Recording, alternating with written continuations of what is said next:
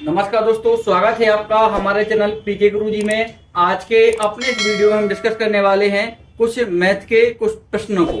तो यह जो आप प्रश्न स्क्रीन पर देख रहे हैं कि 400 का 15% क्या होगा। हमें 400 का 15% निकालना है। तो संख्या कितनी है? 400। इसका निकालना कितना प्रतिशत है? 15%। तो का मतलब होता है गुणा और 15 है, और प्रतिशत का मतलब होता है बटे में 100। तो ये हमने कर दिया। यहाँ 0 से 0 कट जाएगा, 0 से 0 कट जाएगा। यहाँ पर बचेगा 4 और यहाँ पर बचेगा 15। तो 15 का जब गुणा 4 में करेंगे तो 15 चौका कितना होता है? 60। इसका यह आंसर हो जाएगा कि 400 का 15% जो होता है वह होता है 60।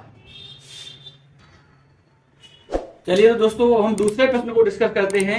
दूसरा प्रश्न जो हमारा है वह है कि 60% का 25% क्या होगा। यानी कि हमें निकालना है कि जो 60% अगर कोई चीज है उसका 25% क्या होगा। तो उसको सॉल्व कैसे करेंगे?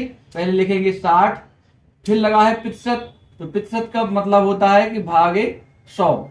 फिर लगा है का मतलब होता है गुणा। फिर है 25, तो 25 लिख दिया, और फिर प्रतिशत लिखा है तो फिर लिख दिया 100।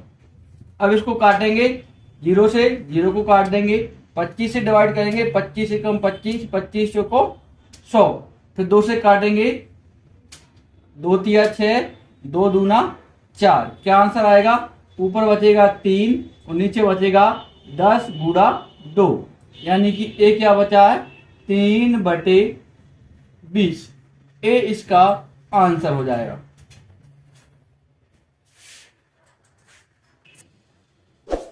चलिए दोस्तों, अब हम तीसरा क्वेश्चन डिस्कस करते हैं। तीसरा प्रश्न जो है हमारा वह है कि 300 का कितना प्रतिशत 45 होगा। हमें यह बताना है कि 300 का कितना प्रतिशत 45 होगा। तो हम ये मान लेते हैं कि 300 का x प्रतिशत का मतलब क्या है? भागे 100, और कितना होगा? 45।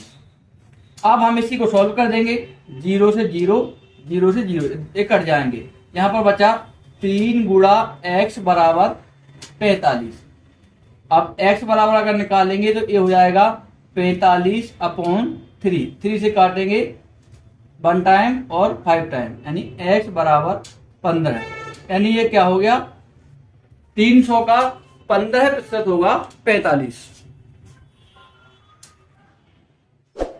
चलिए दोस्तों, अब हम अपने चौथे सवाल को हल करते हैं। चौथा सवाल जो है हमारा वह है कि 2/5 को प्रतिशत में बदलें। तो 2/5 हमारी संख्या क्या है? 2/5। अब हम इसमें क्या कर सकते हैं कि 100 का गुणा कर सकते हैं और 100 का भाग दे सकते हैं। तो हमने इसको लिख लिया है, कह रही 100 का इसमें गुणा कर दिया है और 100 का ही भाग लगा दिया है, यानी संख्या हमारी ज्यों की त्यों। ऐसा इसलिए किया गया है क्योंकि प्रतिशत का मतलब ही क्या होता है? 1/100। तो यहाँ हम इसको कहेंगे 5 से काटेंगे, 5 दूनी 10, यहाँ 2 गुणा 20 बचेगा, और एक मान किसका हो गया? परसेंटेज का। डिवाइड मल्टी करेंगे तो 40। इसका आंसर क्या हो जाएगा? वे में 40%, यानी 2/5 को अगर में बने हैं तो इसका आंसर आएगा 40%। अब दोस्तों हम अपना पांचवा प्रश्न देखेंगे। तो पांचवा प्रश्न है कि 1000 का 60% का 4% क्या होगा।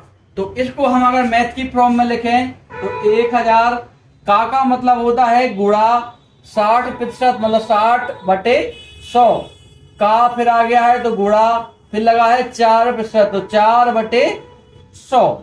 इसको सॉल्व करेंगे, इस 0 से इस 0 को काट देंगे, इस 0 से इस 0 को, इस 0 से इस 0 को, और इस 0 से इस 0 को।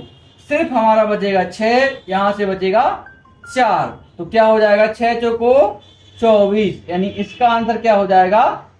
24। यानी 1000 का 60% का 4% 24 होगा।